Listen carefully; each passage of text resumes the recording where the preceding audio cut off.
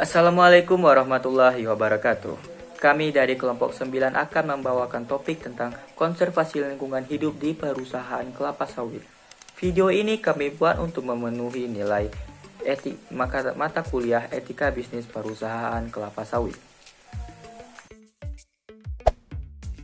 Kelapa sawit merupakan tanaman penghasil minyak nabati yang sangat diminati oleh berbagai kalangan, termasuk daripada perusahaan milik negara dan perusahaan swasta nasional lainnya. Tanaman kelapa sawit ini juga tidak lepas daripada kondisi tanah yang diperlukan konservasi untuk memperbaiki atau mempertahankan keberadaan atau komponen daripada tanah itu sendiri.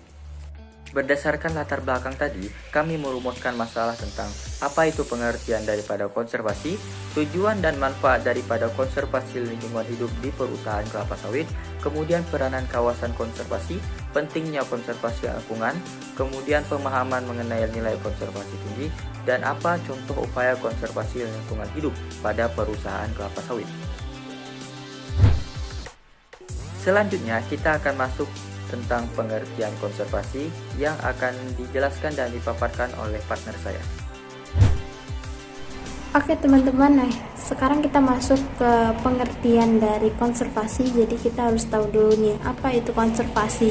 Jadi kalau kita lihat di slide ini berdasarkan Undang-Undang Nomor 5 Tahun 1990 dan terdapat 3 hal utama dalam konservasi. Yang pertama adalah perlindungan proses-proses ekologi yang penting atau pokok dalam sistem-sistem penyangga kehidupan.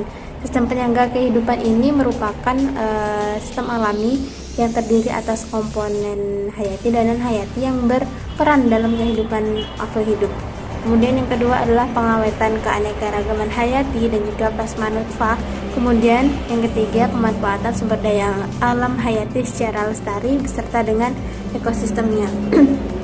Jadi kita harus mempergunakan atau memanfaatkan sumber daya alam itu dengan bijak, jangan mengambil seenaknya, karena sesuatu yang berlebihan itu tidak baik. Maka ketika kita memanfaatkan sumber daya alam, kita harus mengambilnya dengan bijak dan seperlunya saja supaya sumber daya alam tersebut tetap berkembang, tetap lestari dan bisa dirasakan oleh generasi selanjutnya.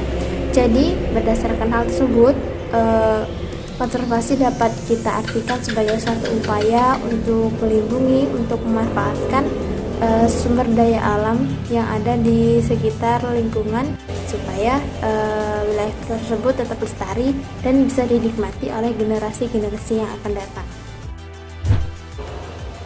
Baiklah, di sini saya akan menjelaskan mengenai tujuan dari konservasi.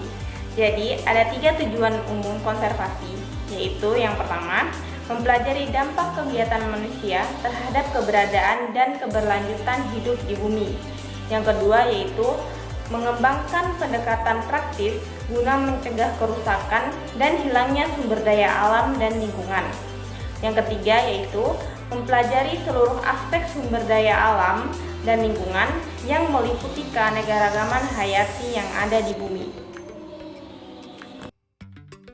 Materi selanjutnya yaitu mengenai manfaat konservasi. Apa sih manfaat dari konservasi itu sendiri? Nah, yang pertama itu tercapainya keselarasan, keserasian, keseimbangan antara manusia dan lingkungan hidup. Nah, artinya antara manusia dengan lingkungan hidup itu harus saling berhubungan, di mana manusia harus menjaga kelestarian lingkungan hidup.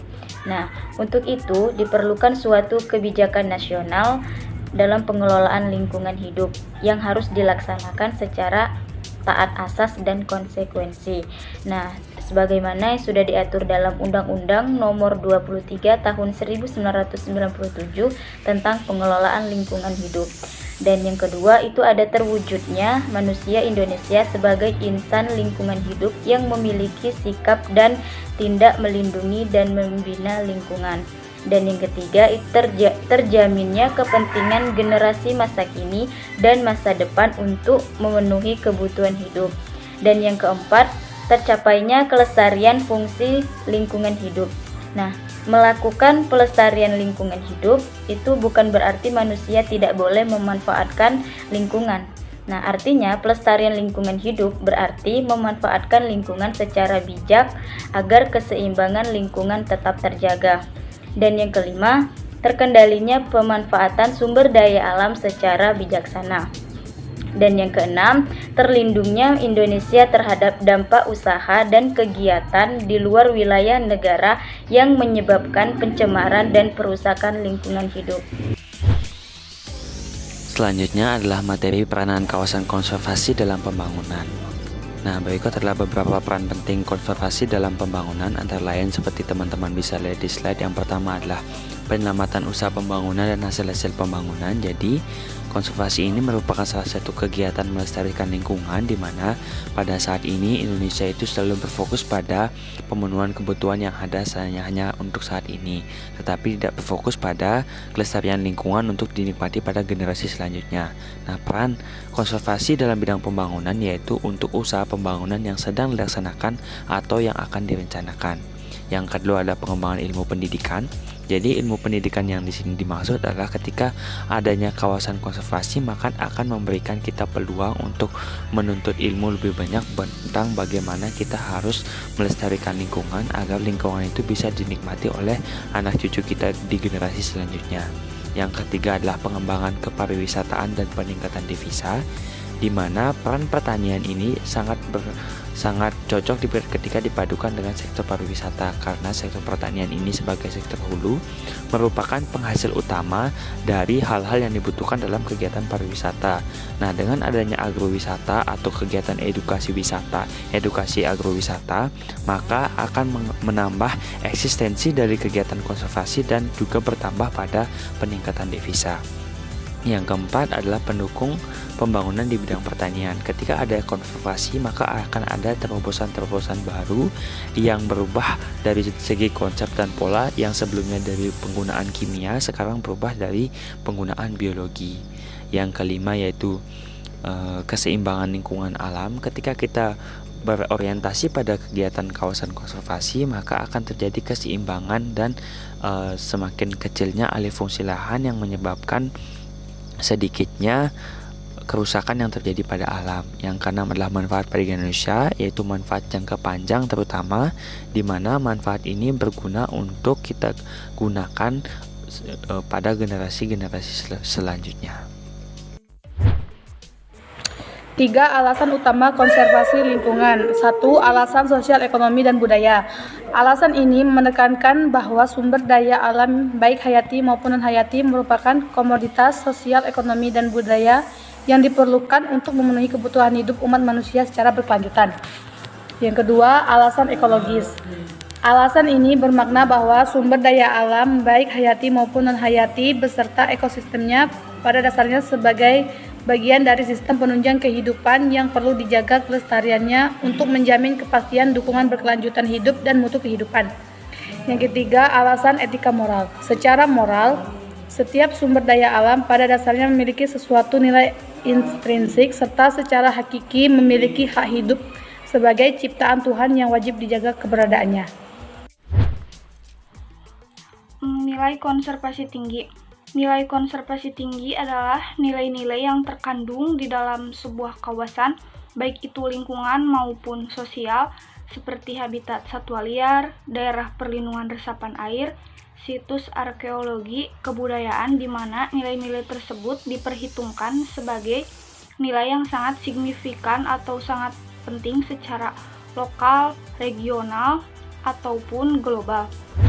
Identifikasi kawasan dengan nilai konservasi ini bertujuan untuk mengetahui kawasan-kawasan dalam konsensi sawit yang memiliki satu atau lebih nilai konservasi tinggi.